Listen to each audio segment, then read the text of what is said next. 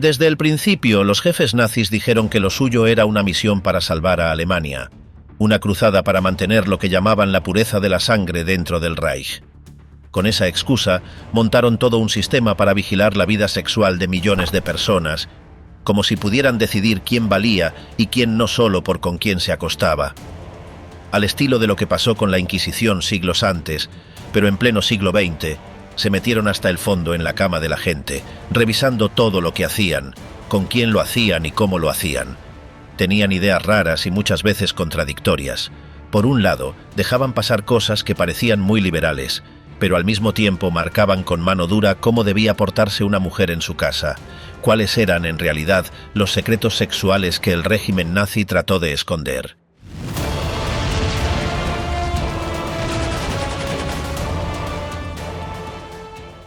En los altos cargos del Tercer Reich, lo que se mostraba hacia afuera tenía poco que ver con lo que realmente pasaba en la vida íntima de sus dirigentes. Adolf Hitler, por ejemplo, vivía con una serie de reglas que él mismo imponía hasta en lo más mínimo, y prefería evitar cualquier tipo de lazo emocional que implicara cercanía. Su trato con las mujeres era prácticamente inexistente, no se dejaba ver acompañado por ninguna, y los pocos nombres femeninos que se acercaban a su entorno quedaban fuera del relato público. El vínculo más estrecho fue con su sobrina Yeli Raubal, con quien compartía techo, salidas y una convivencia que muchos calificaban de rara por el nivel de control que él ejercía sobre ella.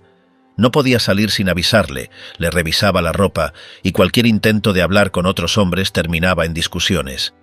La convivencia se volvió insoportable y terminó con Yeli muerta de un disparo dentro del departamento donde vivían. Se dijo que fue un suicidio, pero nunca se aclararon los detalles.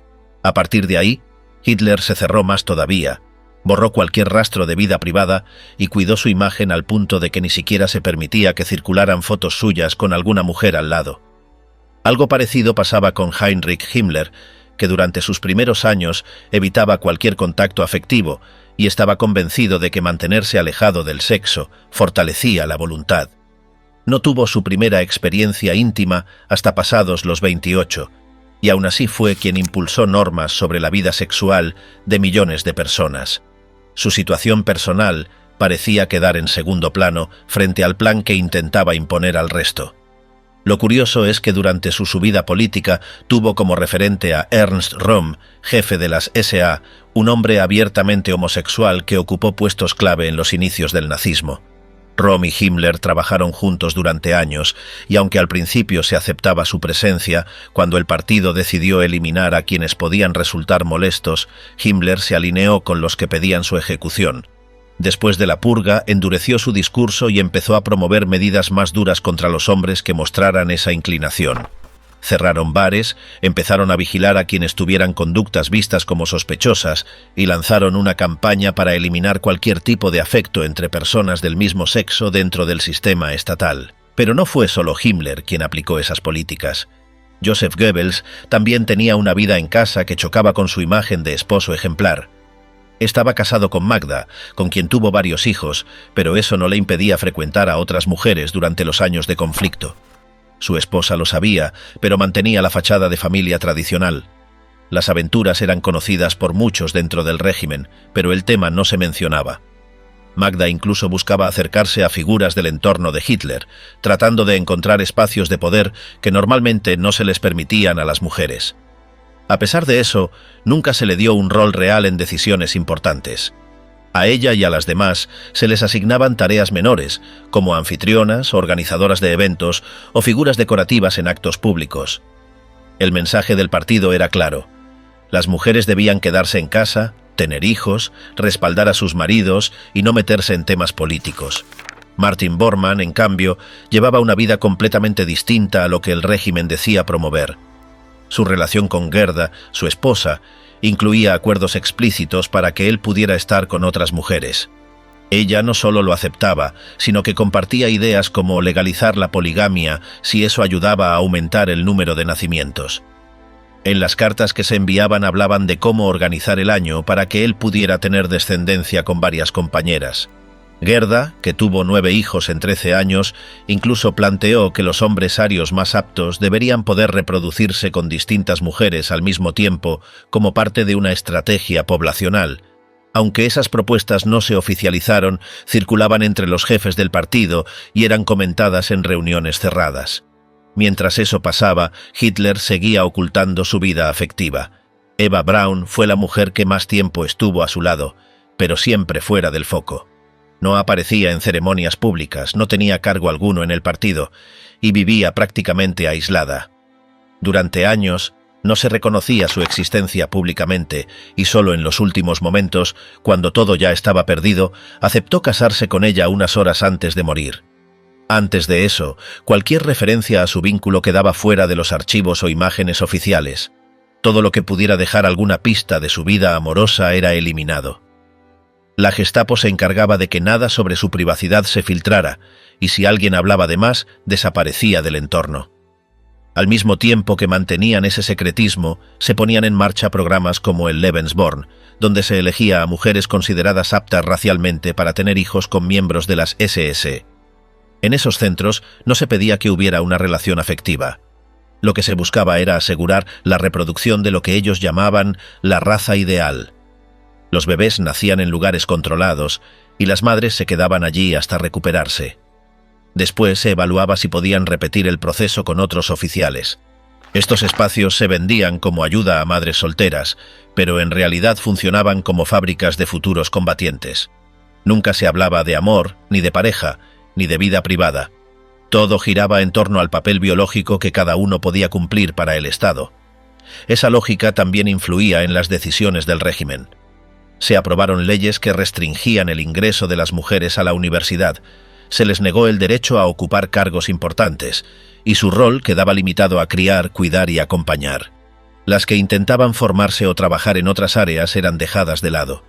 Como mucho, podían ingresar en grupos auxiliares del partido, pero sin poder real. Mientras tanto, los jefes del sistema gozaban de beneficios, viajaban con sus parejas ocultas y decidían en nombre de una moral que ni siquiera respetaban en su vida diaria. Todo eso respondía a una contradicción que nunca se resolvió. Por un lado, el mensaje oficial repetía el ideal de orden, pureza y familia estructurada. Por otro, en lo privado, los protagonistas de ese plan hacían lo que querían, siempre que no afectara la imagen pública. Y en medio de esa hipocresía, las mujeres quedaban relegadas a papeles secundarios, usadas solo cuando servían para los intereses de los de arriba. Lo demás, fuera del cuadro. Las pocas que lograron quedarse cerca del entorno de mando lo consiguieron porque sabían moverse con cuidado. Leni Riefenstahl, por ejemplo, no estaba allí por ser pareja de nadie, sino por lo que aportaba como directora. Su trabajo fue clave para levantar la estética visual del sistema, desde las grandes concentraciones hasta los desfiles. Su cercanía con Hitler no era romántica, pero tampoco distante. Tenía acceso a lugares donde casi nadie podía entrar, lo que la volvía una figura incómoda para ciertos altos cargos. Aún así, jamás ocupó ningún puesto oficial, ni se le dejó opinar en decisiones. Se mantenía en una zona ambigua, útil para lo que hiciera falta, pero sin voz propia.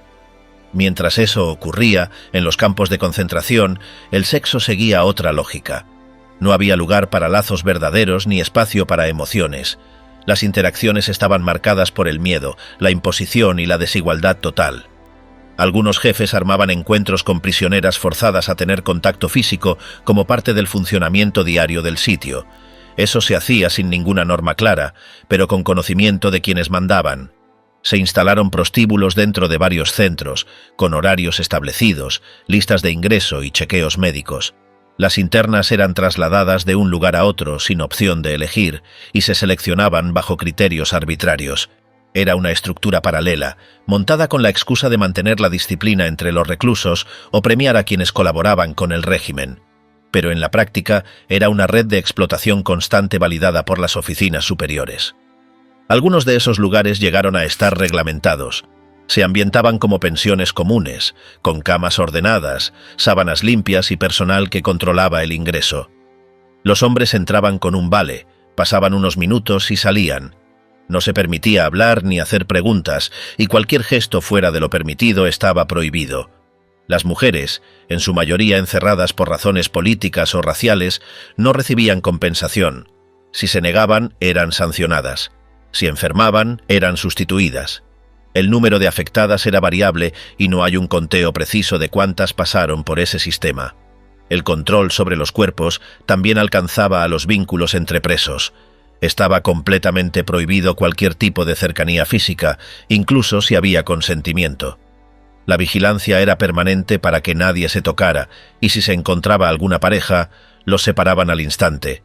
La simple sospecha de una relación podía terminar en traslado o ejecución.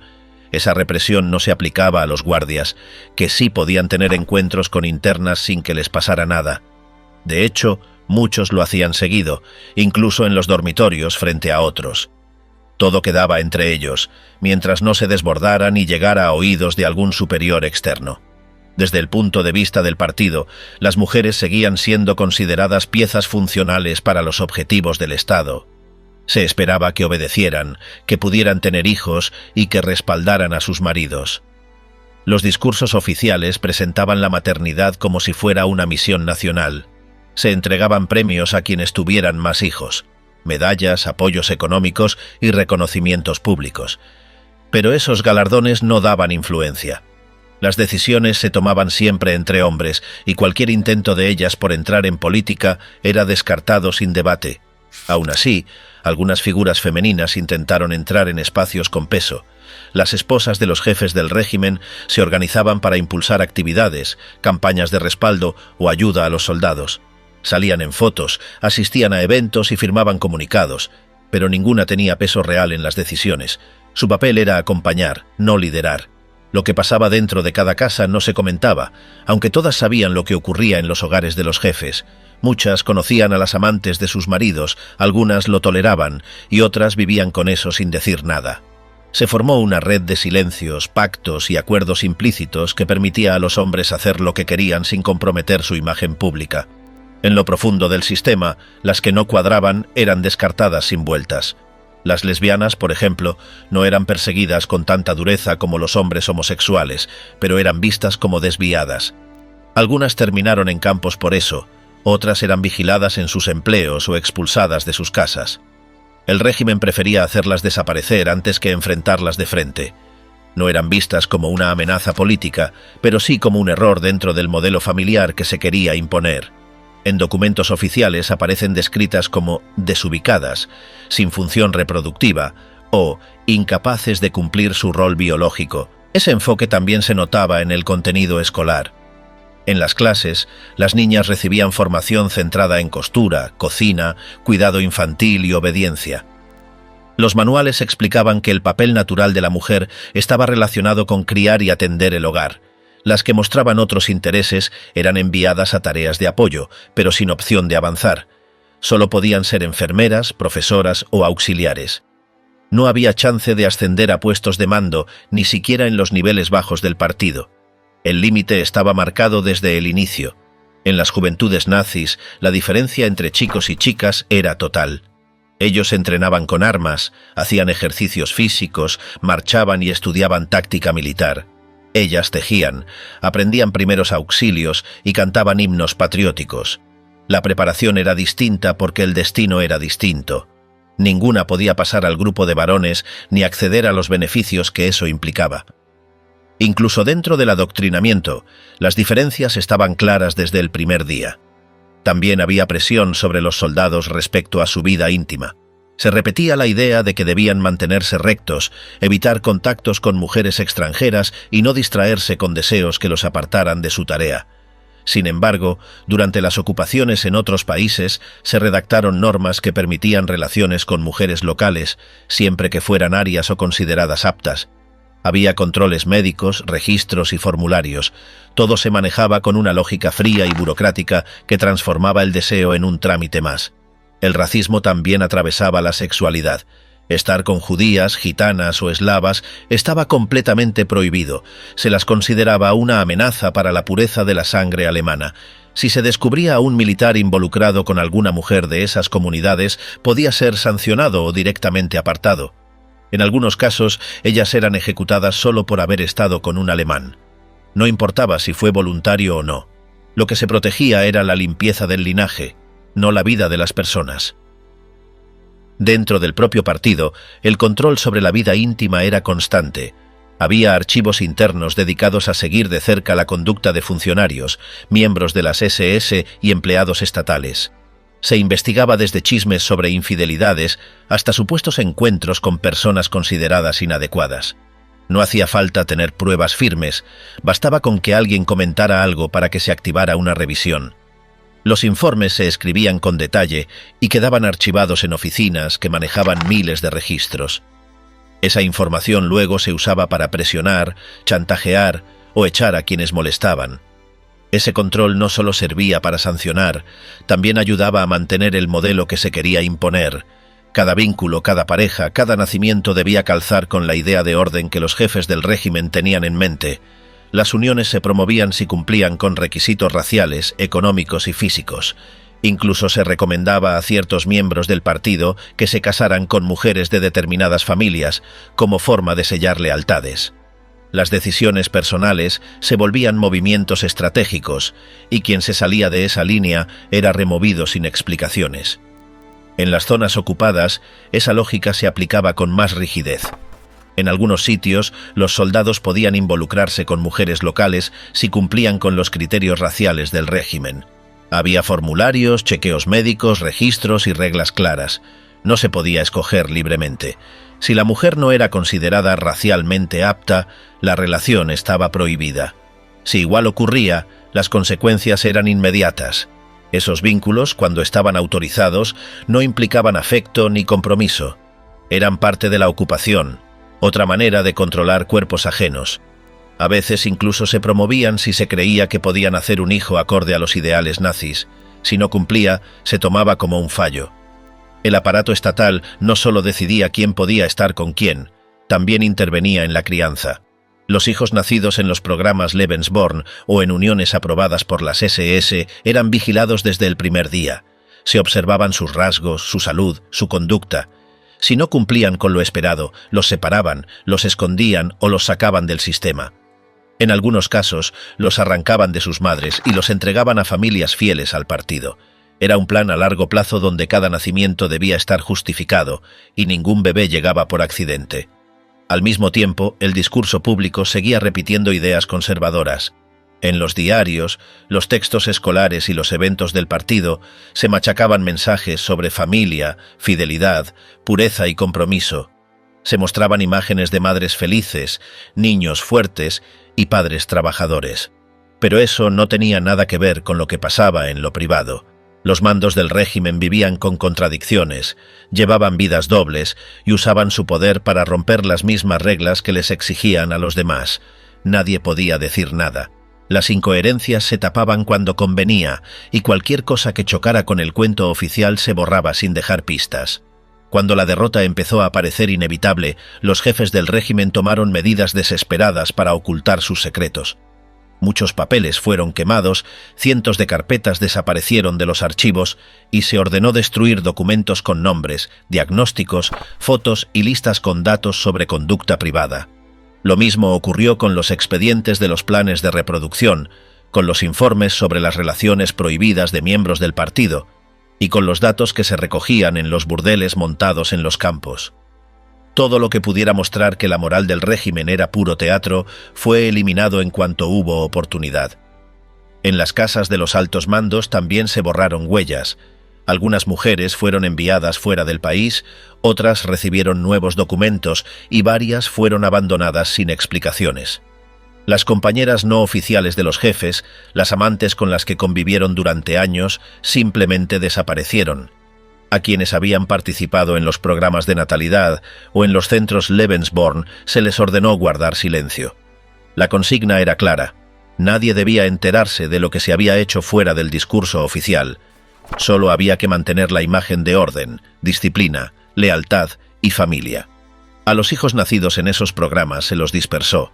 Algunos terminaron en orfanatos, otros fueron entregados a familias afines al régimen y varios quedaron en instituciones donde nadie conocía su origen. Durante años, muchos vivieron sin saber por qué los separaron de sus madres. Algunos lo descubrieron ya de grandes, al encontrar papeles viejos o al investigar su pasado, pero para entonces las estructuras que los habían generado ya no existían, y los responsables estaban muertos o escondidos. Después de la caída, los juicios aliados empezaron a revisar los crímenes del régimen, pero el foco estuvo en las matanzas, en los campos y en la estrategia bélica. El sistema sexual de control quedó al margen. Los burdeles en los campos apenas fueron mencionados en algunos procesos, y los planes de reproducción casi no aparecieron en las acusaciones. La mayoría de las mujeres afectadas no declararon, algunas por miedo, otras porque ya no vivían, y muchas porque sabían que nadie las iba a escuchar. En las pesquisas oficiales, esos asuntos quedaban como detalles menores. Los hombres que participaron en todo eso tampoco enfrentaron consecuencias. Muchos volvieron a la vida civil, consiguieron trabajo en empresas o en el gobierno, y nunca fueron señalados por lo que hicieron en la guerra. Los papeles que los incriminaban ya no existían, los testigos estaban muertos o perdidos, y no había ninguna ley para perseguirlos por esos hechos. En la mayoría de los casos ni siquiera les preguntaron. Con los años, algunos documentos que habían sobrevivido salieron a la luz. Unos aparecieron en archivos de países ocupados, otros en registros cruzados entre oficinas militares. Eso permitió reconstruir partes de lo que ocurrió, pero nunca se tuvo el cuadro completo. Faltaban datos, fechas, contextos. Muchos informes estaban incompletos o habían sido alterados. Aún así, se pudo entender la magnitud de ese sistema, el nivel de vigilancia que se aplicó sobre la vida privada de millones de personas, y cómo los jefes del régimen lo usaron como otra herramienta para reforzar su poder. En Alemania, por décadas, ese tema fue esquivado. La reconstrucción nacional priorizó otros frentes, y los crímenes sexuales cometidos bajo el nazismo quedaron olvidados. No se hablaba de eso en los discursos públicos, no estaba en los libros escolares, ni se mencionaba en los actos oficiales. Solo algunos investigadores por su cuenta se animaron a tocar ese asunto, y lo hicieron con pruebas incompletas y testimonios dispersos. Fue un camino lento, lleno de trabas, marcado por la resistencia de quienes no querían remover ese pasado. Con el tiempo, empezaron a salir historias de mujeres forzadas a estar en los burdeles de los campos, de hijos del Lebensborn que buscaban a sus madres, y de ex-soldados que admitían haber tenido beneficios sexuales por su rango. Esos relatos aparecían en libros, entrevistas o documentales, pero siempre de forma suelta. Nunca hubo una revisión a fondo, ni un proceso general por esos delitos. El régimen ya había caído, los principales responsables no estaban, y la mayoría de las víctimas había aprendido a callar. Hoy parte de esa información está repartida en archivos militares, en informes de inteligencia de los aliados o en documentos que sobrevivieron por suerte. El relato tradicional del nazismo casi nunca menciona estos aspectos. Se habla de guerra, ideología y política, pero se evita entrar en lo que pasaba en la vida privada de quienes manejaban todo. Sin embargo, los hechos siguen ahí, anotados en papeles secos que cuentan sobre nacimientos dirigidos, encuentros forzados, relaciones controladas y privilegios escondidos.